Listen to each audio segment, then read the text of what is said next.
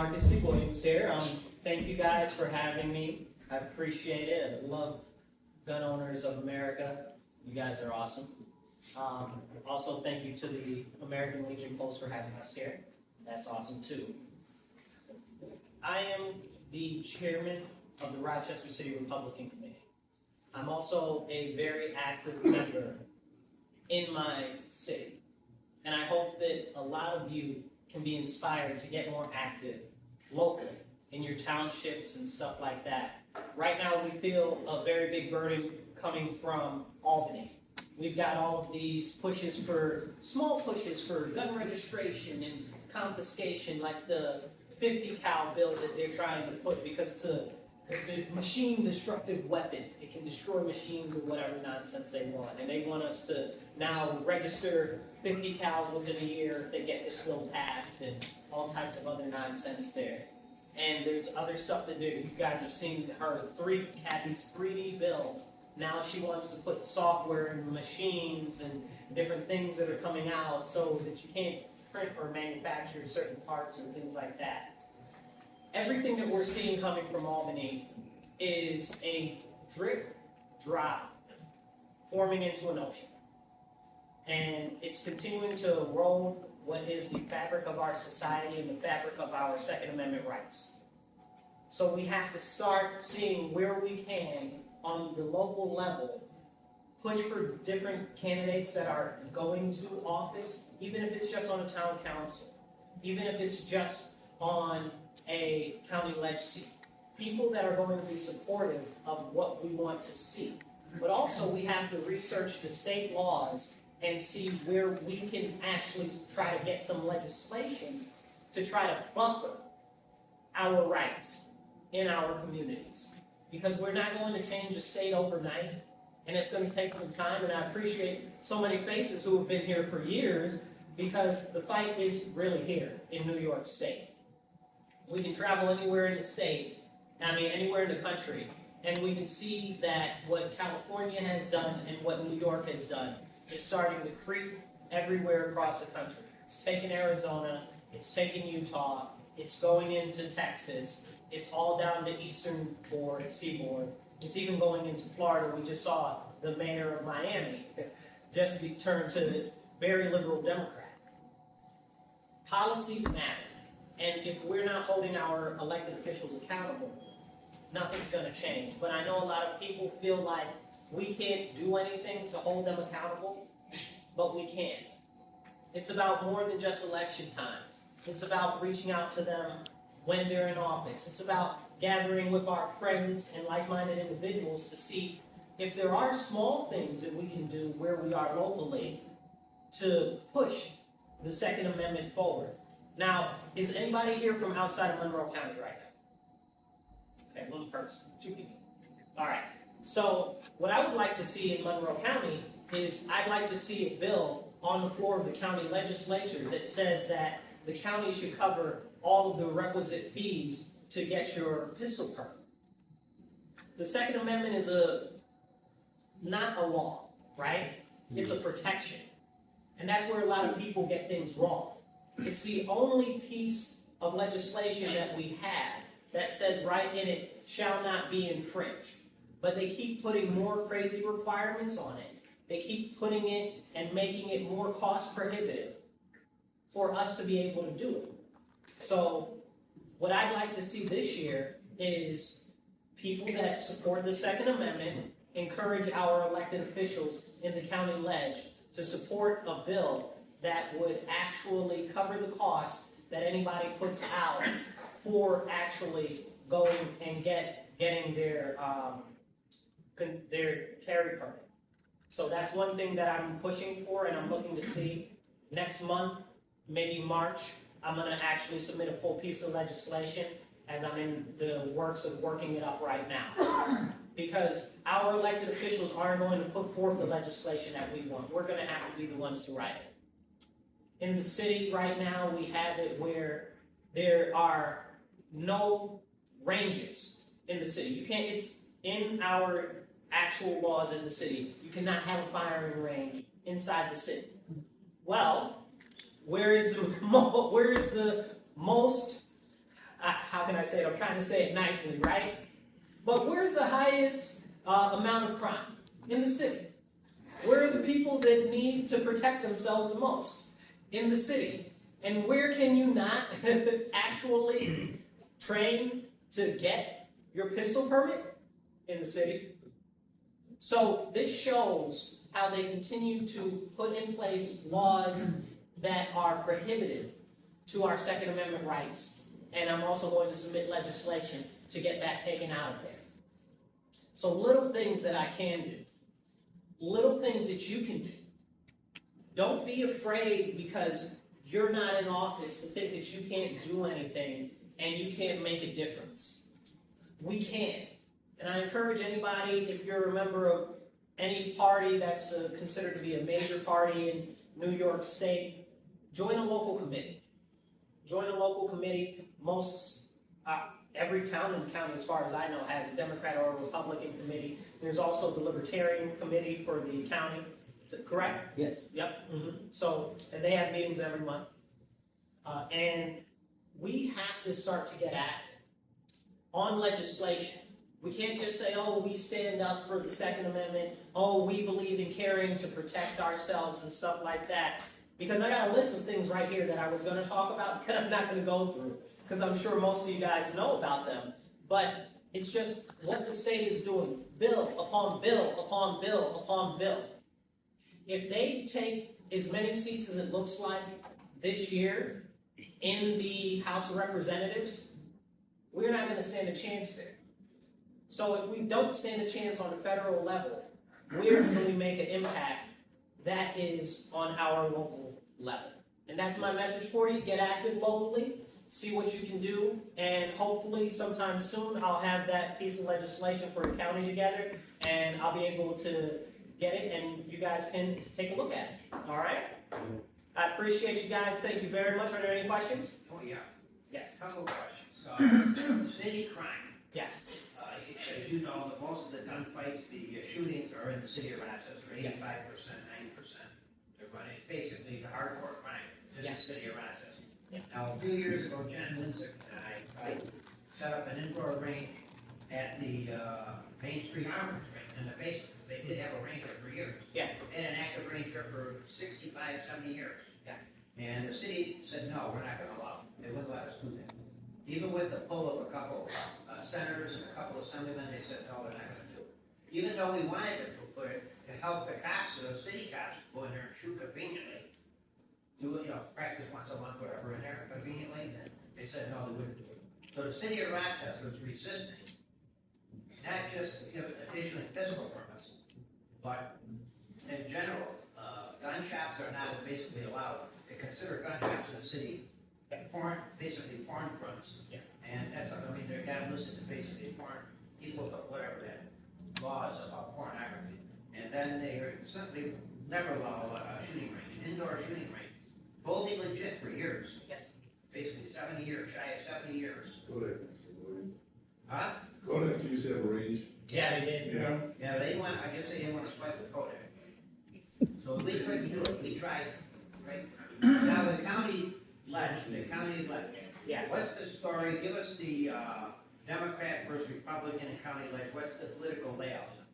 So the Democrats are in charge. The Republicans are in the minority. We lost a couple more seats last election cycle. Yeah. We're going to have to find friendly Democrats in relation to any legislation that we put forward to support the Second Amendment. We just don't have the votes as far as the Republicans go, and we're going to have to find some Republicans that are in the ledge currently that are willing to actually have the stomach and the backbone to stand up for those pieces of legislation and actually advocate for them. It's hard for them to bring any bill to the forefront right now because they are in the minority, so we will have to find friendly votes on the other side. If your question being very pronounced, I'd say this. We might be able to get some of the Democrats that are in the city to actually say, hey, okay, maybe this is something we can consider, because there are a lot more people in the city that are now looking into the Second Amendment and how they can get their licenses. So, yeah, Well, as it stands right now, city council, yeah. are there any at all on our site? Because our information is there's virtually none. There's virtually none. Anything that would have to get put to city council would have to be very moderate as far as the wording of the documents. I just submitted a bill to city council, a full piece of legislation in regards to limiting biometric scanning and surveillance in public spaces, as well as making sure that we have cash access in the city.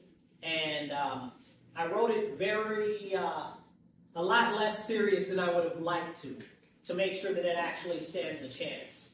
Because we have to be very cognizant of the makeup of what the actual people in power are and what they would possibly support and what they won't. Well, the people I've talked with throughout the county, Fairport, Penfield, Webster, and other areas, basically 5 or 6 areas in the county, are saying that the city of Rochester leaders, city council, they're winking at crime, thumbs up on crime. They're just allowing all this to continue on and on and on. They're not. And the chief of police, we're fed up with him. He's not doing anything. He's sitting on his ass, doing virtually nothing. He's agreeing with the Democrat Party. So many ways instead of policing. So your thoughts on that, as a Republican, what's your thoughts on that? Okay, so I'll start with the police chief. The police chief is a at-will position, so it's kind of tough. It's not like a sheriff. So they kind of serve at the pleasure of the mayor, and the way that the contracts are with the police, they can't really say too much. That goes against the administration. I got a lot of thoughts on it. I'm not speaking for them myself today. I want to make sure that I make that clear. But it's not good. The only people that can actually speak for them are the Locust Club. So the actual officers, not the police chief or anything, they can't actually really say anything legally the way that their contracts are set up. Plus, if the police chief were to say something publicly and disagree with the mayor, he's out of there, and who knows who will get after him. And that's not me saying, I just think that he's the best thing since sliced bread, you know? I do like him, I do support him. I wish that he was more vocal, but I do also understand that he's trying to serve his officers at the same time as walking a tightrope with being an actual appointed position. So it's difficult. I've got other thoughts for it for a non-public setting. But as far as city council goes in the mayor's office, there's not much there, honestly. They don't think that crime is a problem, or they don't care, or they see, it's an issue, but we should give hugs to thugs. That's essentially their whole concept is we should throw money at it. People need jobs, and it's because of poverty, it's because of this. It's because of everything except the fact that they're allowing crime to go on, and other people are seeing that criminals aren't being put in jail. So they're like, well, why don't I do crime? You know? And that's what we're seeing. Fortunately, there is a turn in the actual constituency where they're starting to push back against that. The problem is the constituency is so averse to actual elections and participating because they feel like nothing's ever going to change. The only people that really come out are the people that are super against everything that most of us stand for. Yeah. Well, the mayor, I'm glad you brought the mayor up. The mayor is clearly winking at this, thumbs up on the crime. He's doing nothing. As you said, he's basically saying, they're tolerating it, they don't care.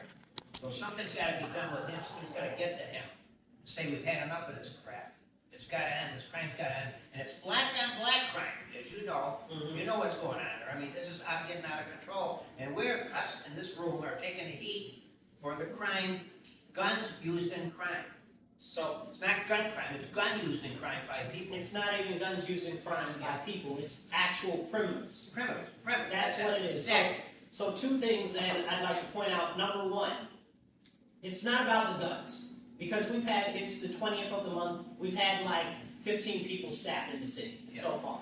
Yeah, It's that we know, and these are the people that we know about. Yeah. You know? Now I will say that, remember, the city is also very more densely populated than other areas. So there's going to be more crime when you've got more people packed into one area.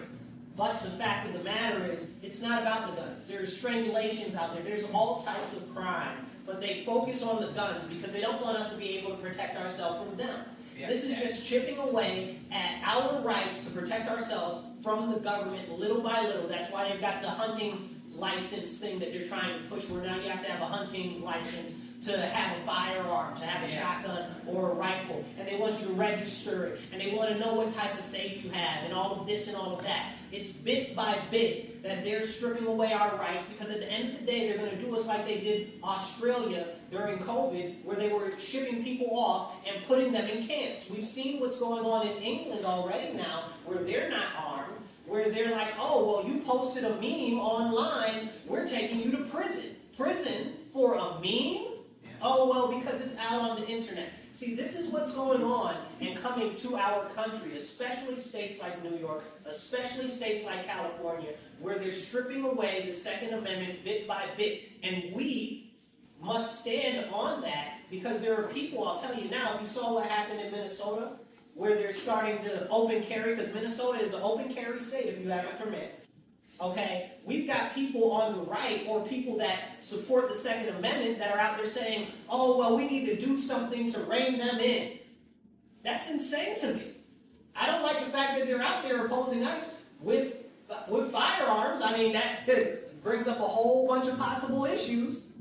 However, why would we be stripping away those rights and not actually standing up for those rights? I'll stand up for somebody else's rights as much as I'm going to stand up for my own. Because if those rights go away from them, they're coming for mine next.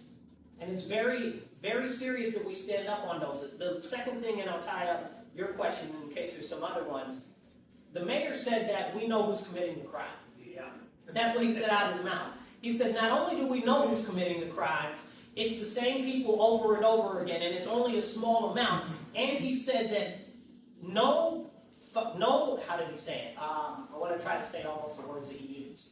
He said that no crime that was committed with a gun was committed by a legal firearms owner. Yeah. This came out of the mouth of the mayor of the city of Rochester. Yeah. He did say that. He did say I that. was shocked when I heard it. Exactly. So noting that gives us a little bit of a fulcrum when we want to talk about the importance of gun ownership. So this is something that we have to stress, because the criminals out there, they're trying to limit. Now Governor Kathy is talking about, oh, well, any firearm in New York State has to not be convertible to any of the 3D kits, or can't have anything that makes it have rapid fire or anything like that. That's why we see those new Glocks that are tracked. I got a lot to say on it. It's another conversation for another day. But that's why we see the nonsense that's going on there. And that's why we see the limitation of the 50 cals. Because they know that when they start to send the jackboots out against us, the few people that are willing to stand up for our constitutional rights, they don't want us to be armed, and they want to know what we have, where we are. That's why that guy just went to jail that shot the crazy guy that was chasing him down in Queens. Did you guys saw that? I missed that. Yeah, so he shot this crazy guy that was chasing him down the street. He tried to deter the situation, he tried to escape the situation, he tried to do everything that he could until he had to draw down and shoot the man. And what happened is they tried to charge him with all types of charges and weapons charges. The DA would not take the case. They said that this was an open and shut case of self-defense. So what did they do? They raided the man's house. They raided his house after they said they had no grounds to prosecute this man. They raided this man's house, and they said, oh, he's got all of these other firearms. Now, this is an older gentleman. He's been shooting for years. He was even a professional sports shooter. And they confiscated all of his rifles and stuff, and they said, oh, well, it's because he didn't have them registered. So they put him in jail. I think 4 years they just gave this man. Ridiculous. So this is what we're facing in New York State. Also, another gentleman in Brooklyn, if you guys aren't familiar, raise your hand if you know who Dexter Taylor is. I'm glad you do. If you don't know who Dexter Taylor is, please go look him up. He's also a friend of mine. Okay? We need to do whatever we can to try to get him out of prison. What happened is Governor Kathy and Letitia James wanted to make an example of him. He was gunsmithing at his home. okay? He's an IT professional. Gunsmithing is not illegal in New York State. So they tried to say, oh, well, it's improper storage of a weapon, it was this, it was that, it was endangerment of a child, because sometimes he'd have his daughter come over or whatever, and they slayed this man. And let me tell you the most important thing about his case. When his case went to court, the judge said that he could not bring up in his defense the Second Amendment, and that if he did, he would go to prison for bringing up the Second Amendment, and his lawyer would be held in contempt of court if his lawyer mentioned the Second Amendment in his case. This is what we are doing in New York State right now, and this is why we must do every little thing, even if it just seems like a pinprick against a giant, to challenge everything that's going on in New York State right now. Okay, thank you. Any other questions? Tell me more. I just wanted to say that Dexter Taylor served a 9-year sentence in prison for building his own firearms. Yes, 9 years. yes. For something that's not even illegal in New York State. This is how they did them. So it's crazy. Thank you for that. One other thing, Marcus, the situation here with pistol permits out of the city of Rochester. Now, Yes. if you get a city permit, you gotta fill out their paper. Yes. They do the background investigation.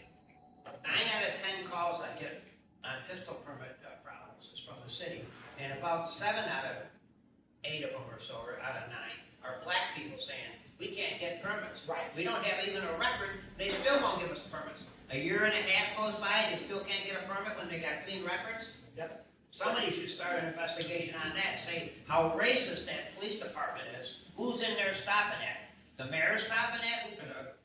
The county manager? The chief of police? Something's fishy here. It very much so All is. the time I'm getting calls from city residents, they can't get their permits. I have a friend who's a lawyer who does pistol permit rejection cases. Yeah. So yeah, I'm quite familiar with that situation. I'd love to see some legislation passed to put some funding to expedite those, to add more staffing specifically for that, because there's also a limited window to actually get those things processed at the police headquarters downtown. Yeah. So that's another thing. You had a question? Yeah, tell me more about the 50 caliber ban bill. So I'm not very familiar. So the 50 caliber ban bill it's coming up soon. It's if you guys have a pen, it's S4277. S4277. So that bill, it also makes it so that any firearm, so I'd be under the impression that this includes certain bore weapons also, that has more than 1,200 feet-pound, 12,000. 12,000, excuse me. I have the text I here. said, you have the text back there? Yeah. Do you want me to read it? Yes, please. Okay. And he said, that was S4277, relates to prohibiting the possession of certain 50 caliber firearms. Section 1 presents legislative findings. The legislature hereby finds and declares that 50 caliber or larger firearms having the capacity for rapidly discharging ammunition have no acceptable purpose. Right. The legislature additionally finds and declares that such firearms pose such an imminent threat and danger to the safety and security of the people of this state that it is necessary to ban the possession and use of such firearms.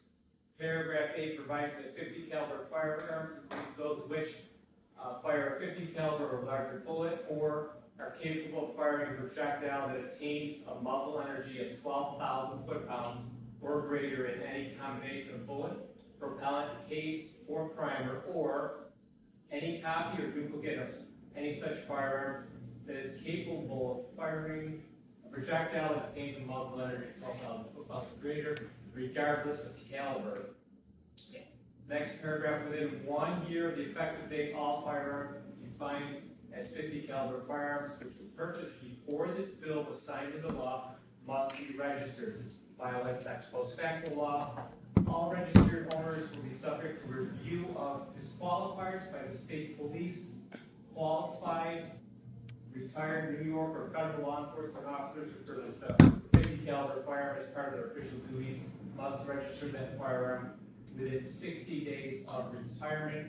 One note on that is they could change that to say 1,000 foot-pounds of energy Exactly. at the last minute, which would take out 308, 30 out 6, 6.5 pre-bore.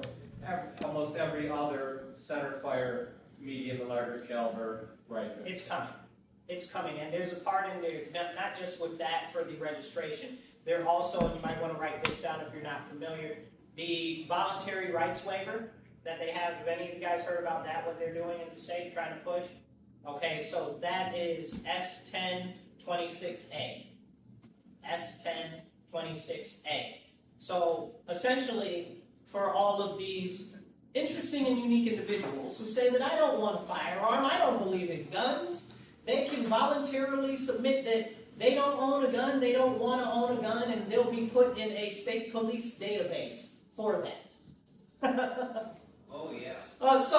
So that means ideally that you could be pressured into saying, hey, why aren't you on this voluntary registration that says that you don't have a firearm?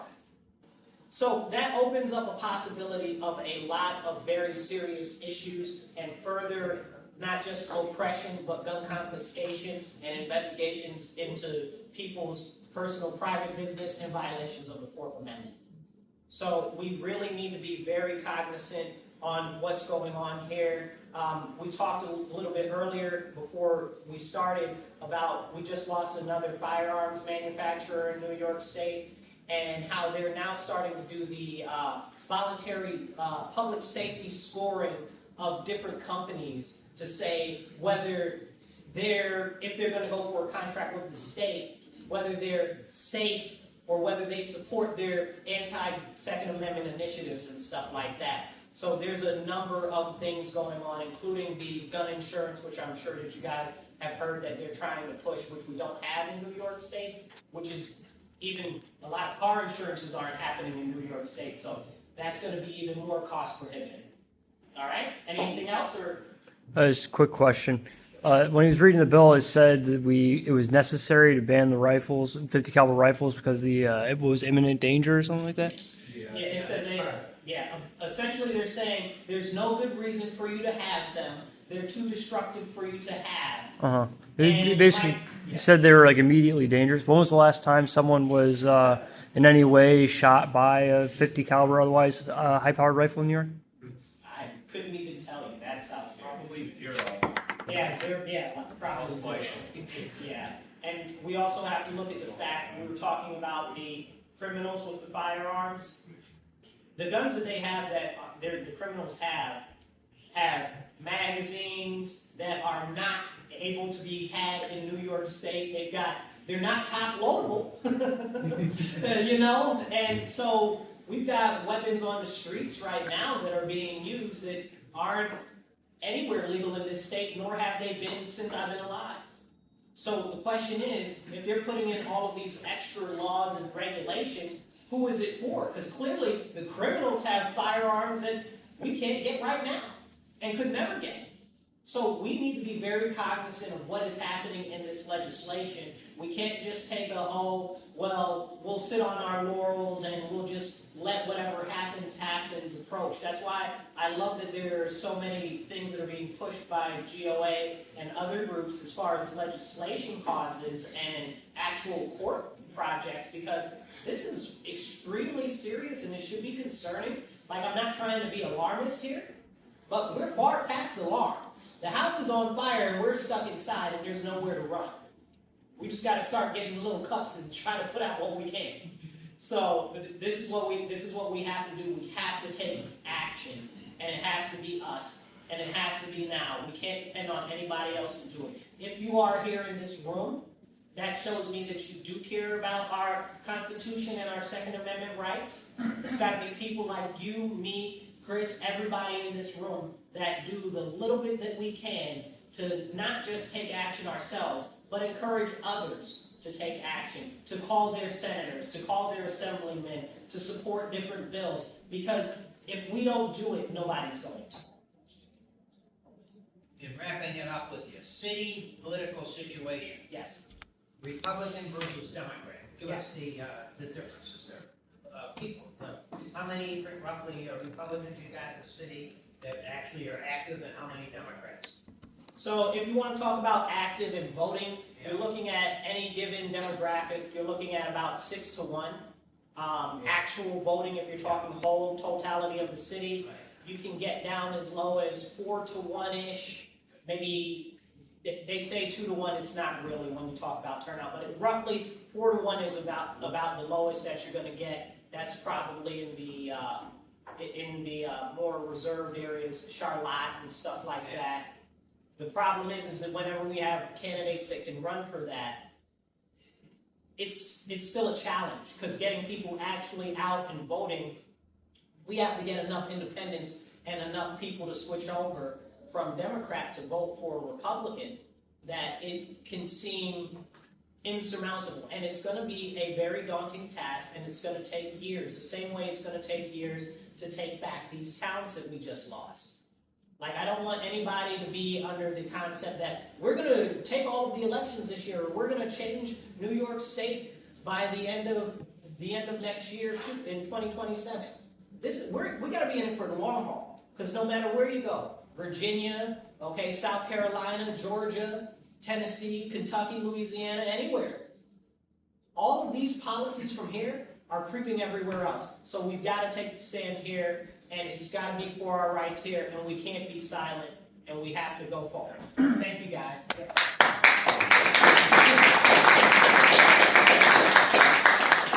One more question. With bail reform and city crime or crime within Monroe County, at what point do the Democrats feel the pain and, come to the other side of the fence and vote against those that are in office? And what is it going to take? And then how much pain do they have to feel?